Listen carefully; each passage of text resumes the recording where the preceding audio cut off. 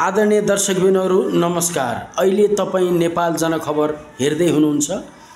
आज हामीसँग एकजना बुवा आफ्नो जीवनको केही सुख दुःख भन्नको लागि हाम्रो स्टुडियोसम्म आउनुभएको छ र उहाँलाई हामीले त्यही सिलसिलामा उहाँको जीवनीको सिलसिलामा उहाँको जीवनमा भएका उतार चढावको सिलसिलामा हामीले केही प्रश्न गर्नेछौँ। बुवा नमस्ते। नमस्ते बाबु। आराम हुनुहुन्छ? आरामै बाबु। तपाईको घर, तपाईको ठेगाना नाम बताइदिनुस् न हाम्रो। मेरो घर ठेगाना कञ्चनपुर जिल्ला महेन्द्रनगर अड्डा पश्चिम महाकाली जुदारा कञ्चनपुर गाउँ। हजुरको शुभ नाम? बुवाको नाम जितबहादुर चन्द्र। हजुरको नाम? मनबहादुर चन्द्र। अनि तपाईँ बदम बेच्नुहुन्छ, बदमको व्यापार गर्नुहुन्छ? सानो बदामको व्यापार गर्दै। ए हजुर। अनि कञ्चनपुर जिल्ला पश्चिम महाकालीबाट यहाँ तारकेश्वर फुलबारीमा आएर बसोबास गर्नुभएको कति भयो? यहाँ 1 वर्ष भयो मलाई।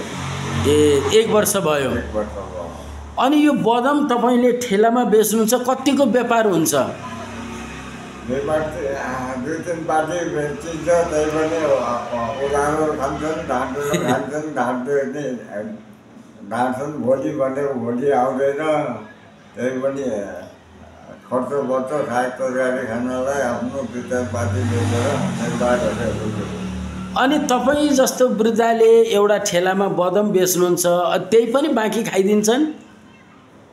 अब के गर्ने, व्यवस्था यस्तै छ। एक ठाउँमा घुमाएर सकिन्न, बसेर बेचिन्छ। बदाम बेचेरै निर्वाह गुजारा, आटा चामल सागसब्जी खाने गुजारा भएको छ। अनि तपाईँ अहिले कति वर्षको हुनुभयो? म अहिले 67 वर्षको भएँ। अनि यो बदम पेसा गर्नुभन्दा पहिला तपाईँले के गर्नुहुन्थ्यो, केमा जाहिर गर्नुहुन्थ्यो, थोरै हाम्रो दर्शकबिनहरूलाई बताइदिनुहोस् न। पहिला अब जिम्मेदारी खेती किसान गरिन्थ्यो। खेती किसानबाट हरा टुटेर चाहिँ आएर अहिले बदामको व्यापार गरेर निर्वाह गर्नुपर्छ। दुखारी भाग्य रहेछ, त्यही गर्छ। अनि यहाँ तपाईँ एक्लै बस्नुहुन्छ कि परिवारको साथमा बस्नुहुन्छ कि? परिवार छैन, छोरा छ, नातिहरू छ। नातिहरू देउबाजे कति कमायो भन्छन्। बुढो बाजेको 18 छोरा, 18 नाति, बुढो बाजे झोला खाँदै बाजे भन्थे, त्यस्तै भएको छ। ए अनि छोराले तपाईँलाई बाबा अब त बुढो हुनुभयो, अब नबेच्नु, ठेला लिएर नहिँड्नु कहिलेकाहीँ भन्दैनन्? अब के गर्दै छोरा पनि अहिले काम छोडेर बसेको छ। ए नातिहरू स्कुल पढ्छन्। ए पठाउ काम मात्रै गरेर गुजारा गरेको छन्। भाडामा बसेको छ। कति तिर्नुहुन्छ कोठा भाडा? भाडा 4000। एउटा कोठा लिनुभएको छ? 4000 तिर्नु परेको छ। भनेपछि त तपाईँ यति वृद्ध हुनुभयो, तपाईँले जीवनमा हरेक काम गर्नुभयो, कृषि गर्नुभयो, तर तपाईँलाई अझै पनि जिम्मेवारीले छोडेको छैन है? अहिले पनि जिम्मेवारीले छोडेको छैन। अब के गर्ने, भाग्यको चिन्ह रहेछ। देउ बाजे यो चाहियो हो चाहियो, साँझ सब्जी खाने उतामै दिइदियो, दिनु पऱ्यो। उधारो बाँड्ने गुजारा गर्दै गरिरहेको छु आफ्नो। अनि अब 4000 रुपियाँ कोठा भाडा तिर्न पर्यो, चामल दाल नुन तेल पनि सबै किनेर खानु पर्यो। र अहिलेको जमाना र तपाईँको पहिलाको जमानामा अहिले कस्तो छ, पहिलाको कस्तो छ, अहिलेको चाहिँ महँगाई छ, पहिलाको कस्तो छ, थोरै बताइदिनुहोस् न। अहिलेको कति महँगाई छ। अब के गर्ने, पहिलाको सस्तो जमानामा हाम्रो दिमाग भाग्यले साथमा दिनाले अहिले यस्तो अवस्थामा पुग्यो कि यति महँगो 10,000 किलो चामल आटा खेल्ने 100 रुपियाँ किलो किनेर खानुपर्ने भएको व्यवस्था छ। पहिला तपाईँले पहिला जमानामा तपाईँ अलि ठिटो हुँदाखेरि कसरी किन्न, दसैँमा मासु कसरी किन्नुहुन्थ्यो? जमानामा 10 रुपियाँ किलो मासु खाइयो भने अहिले 1200 किलो भएको छ। 10 रुपियाँ किलो मासु खानुभयो। कति सालको कुरो होला यो? 2028 साल। ए 28 सालमा खसीको मासु 10 रुपियाँ किलो खानुभयो। खाइयो 10 रुपियाँ किलो खाइयो भने अहिले कहाँ जमाना पुग्यो। अनि घिउ कसरी थियो नि? घिउ पनि मैले 10 रुपियाँमै किलो 1 किलो ल्याएको थिएँ।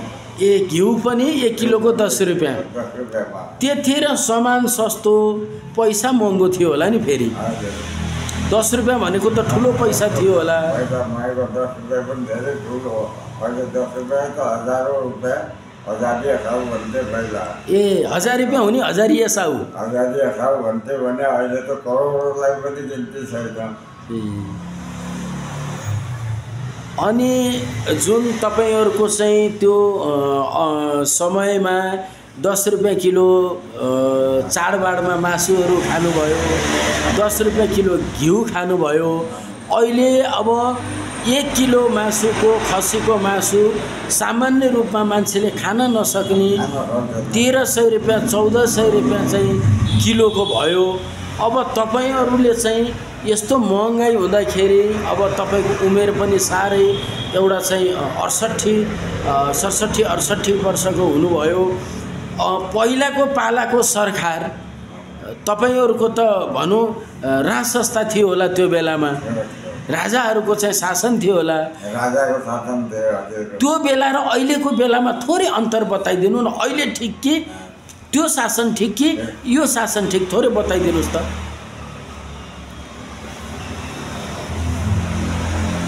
पहिलाको शासन र अहिलेको शासनमा धरती आसमानको फरक छ। है अब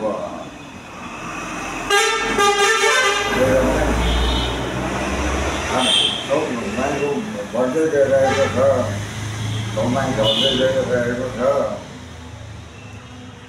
यस्तै छ। अब बुढेसकालमा काम गर्न नसकिने, अब सानो बदामको व्यापार गरेर निर्वाह गुजारा गर्नु परेको छ। त्यही पनि कतिले ढाँटेर पनि खाइदिन्छन्, चोरेर खाइदिन्छन्, के गर्ने हजुर, यस्तै छ।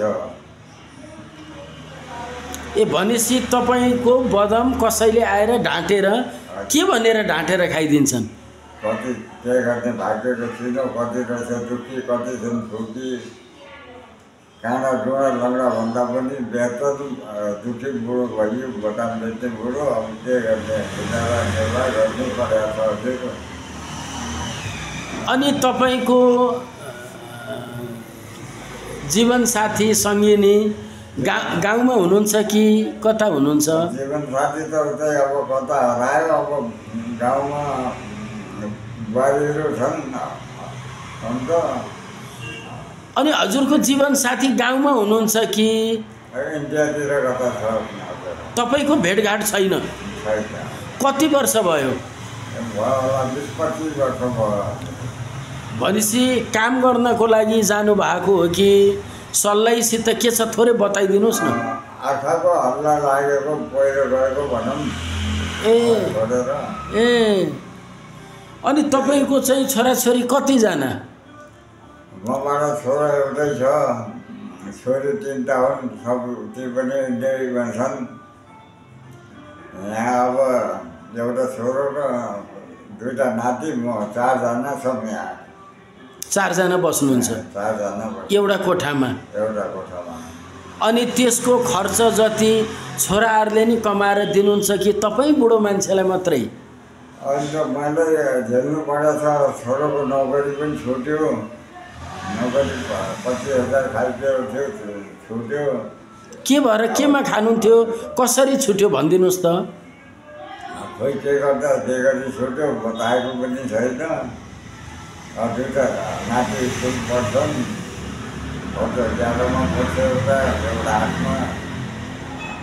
कति भयो कमाइ बाजे भन्छन् यस्तो हुन्छ के गर्छु भनेपछि तपाईँले बदम बेच्नुहुन्छ, नातिले बाबा कमाइ कति भयो भन्छन्।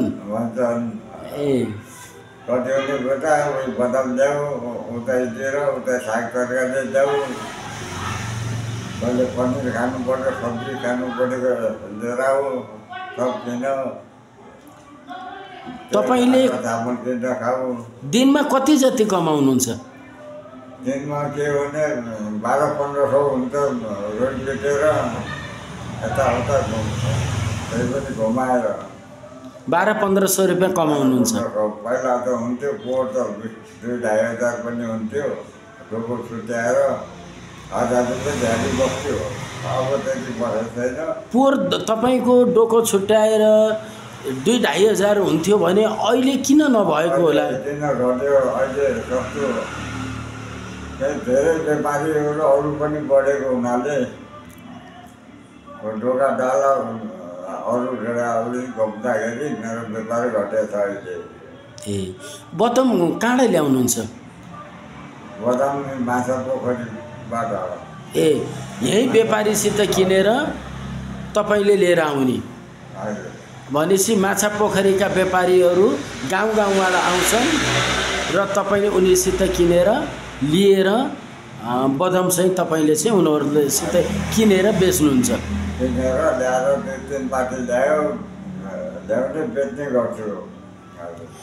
अनि तपाईँको जीवनमा 68 वर्षको हुनुभयो, तपाईँको जीवनमा सबैभन्दा खुसी तपाईँ सम्झिने त्यो केही पलहरू बताइदिनुहोस् न। खुसी भएको बेला कुनै जीवनमा तपाईँ कुनै घडीमा त्यो सम्झिनुहुन्छ? कहिलेकाहीँ खुसी भएको थोरै बताइदिनुहोस् न। के गर्दा खुसी हुनुभएको थियो कुनै बेला? त्यो बेला रगत बगतमा हजुर अब के गर्ने रमाइलो पर्व अब खेतीपाती हाम्रो जोत्ने जिम्मेवारी गरिन्थ्यो जिम्मेवारी कम भयो अन्त सबै ठुकेर अहिले आएर लास्ट काठमाडौँमा बदाम बेचेर निर्वाह गर्नु परेको छ हजुर। अनि तपाईँ गाउँमा त्यत्रो खेती छ किसानी छ तपाईँको चाहिँ पशु त्यहाँ पालनहरू गर्नुभएको छ, के काठमाडौँमा आएर बदमै बेच्ने बाध्यतै परे हो त तपाईँलाई? बाध्यतै परे हो? बाध्यमा अब सुरुवातै बदामबाटै गरिएको छ। अब कसो हुन्छ अगाडि कुरालाई अरू व्यापार चाहिँ पछि गरौँला भन्दैछ छोरोले। अब तपाईँ अहिले गुह्यश्वरीको छेउमा बदम बेचेर बस्नुहुन्छ। हाम्रो हजारौँ दर्शकहरूले हेर्नुहुन्छ यो कार्यक्रम हैन? अब तपाईँ बुढो मान्छे हुनुहुन्छ, वरिपरि हिँड्ने ग्राहकहरूले पनि तपाईँलाई देख्नुभयो भने नेपाल जनखबरमा इन्टरभ्यू दिनुभएको उफ बुवा वहीँकोमा हामी किन्दिउँ है भनेर चाहिँ किन्नुहुन्छ। तपाईँको व्यापार व्यवसाय पनि बढ्छ। अब तपाईँले अब ग्राहकहरूलाई तपाईँको बदम किन्ने जो आउनुहुन्छ नि ग्राहकहरूलाई उहाँलाई के भन्नुहुन्छ? आउनुहोस् दाजुभाइ दिदीबहिनी आउनुहोस्, दुःखले बाजेको बदाम खानुहोस्, तातो तातो गरम गरम खानुहोस्। थोरै थपेर देऊ भन्नुहुन्छ फेरि ल खुसी हौ बा भनेर भन्छु। अहिले कतिमा बेच्नुभयो मानाको? मानाको अब कोही 100 रुपियाँ माना छ, कोही सानो माना 50 को छ, कोही सानो 10-20 को दे भन्ने पनि छन्। त्यस्तै हिसाबले जनता पब्लिकलाई आफ्नो इच्छा जति मागे त्यस्तै हिसाबले दिँदैछु। आदरणीय दर्शकबिनहरू, अहिले तपाईँ हेर्दै हुनुहुन्छ नेपाल जनखबर। हामीसँग अहिले हुनुहुन्छ बदम बाजे। उहाँलाई जहाँ पनि हजुरले भेट्नुभयो भने उहाँ बदम बाजे हुनुहुन्छ। हामीले भनेको होइन, उहाँले आफैले भन्नुहुन्छ। उहाँले बदमको पेसा गर्नुहुन्छ। काठमाडौँको तारकेश्वर वडा नम्बर 4 पुरानो गुह्यश्वरीको आडामा उहाँले एउटा खाली जग्गामा ठेलामा बदम लिएर बस्नुहुन्छ, बेच्नुहुन्छ र डुलाउनुहुन्छ पनि। तपाईहरूले कतिपय उहाँलाई देख्नुभयो भने उहाँसित बदम लिइदिनु होला, खाइदिनु होला, किनभने आज यो अवस्थामा 68 वर्षको हाम्रो बुवा हजुरबुवा जस्तो उमेरमा आज व्यवसाय गरेर खानुभएको छ। अहिले हामीले देखिन्छ नेपालमा कस्ता कस्ता व्यक्तिहरूले, कस्ता तन्दुरुस्ती स्वस्थ मान्छेहरूले, सरकारी जागिर खाएको मान्छेहरूले चाहिँ राज्यको बागडोर सम्हालेको मान्छेले ठगेर भ्रष्टाचार गरेर यो देशलाई लुटेर चाहिँ उसले खाएको छ। तर आज बदम बाजेले आफ्नै पौरखले, आफ्नै चाहिँ हातले, आफ्नै खुट्टाले चाहिँ कमाएर दिनमा 2-3 पाथी बदम बेचेर आफ्नो अहिले जागिरबाट चाहिँ जागिर खोसिएर या जागिर चाहिँ नभएर बस्नुभएको छोरा र नातिलाई पाल्नु भएको छ। कति ठुलो चाहिँ पीडा र जिम्मेवारी र उहाँले गहन गर्नुभएको छ भने त त्यो उहाँको आत्मा र उहाँको मनलाई थाहा छ। अब तपाईँले अन्त्यमा के भन्न चाहनुहुन्छ तपाईँको ग्राहकहरूलाई? अन्तिममा के गर्ने, काज गर्न खोजिँदैन। अब यस्तै सानोतिनो व्यापार गरेर आफ्नो नेपाली गर्नुपर्ने व्यवस्था भएको छ। खोटामै बेचेरै साइकल गाडी बेचेरै आफ्नो गुजारा निर्वाह गर्नुपर्ने व्यवस्था भएको छ। हस् त, अब तपाईँले यो उमेरमा एउटा चाहिँ व्यवसाय गरेर हाम्रो स्टुडियोमा हामीलाई आएर मैले एउटा केही कुरो राख्दछु भन्नुभयो। हामीले त्यो मौका पनि हजुरलाई दियौँ। तपाईँलाई धेरै धेरै धन्यवाद।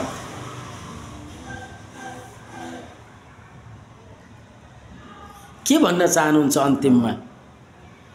अब के गर्ने हजुर, अब यस्तै छ। दुई जिन्दगी अब गोदामै बेचेरै गुजारा गर्नुपर्ने जस्तो व्यवस्था छ। अब बुढेसकालमा रोगब्याध पनि त्यस्तै आएको छ। चिन्ताले अब यस्तै छ, दुखी यो भाग्य रहेछ। अब के गर्छ? हस् त।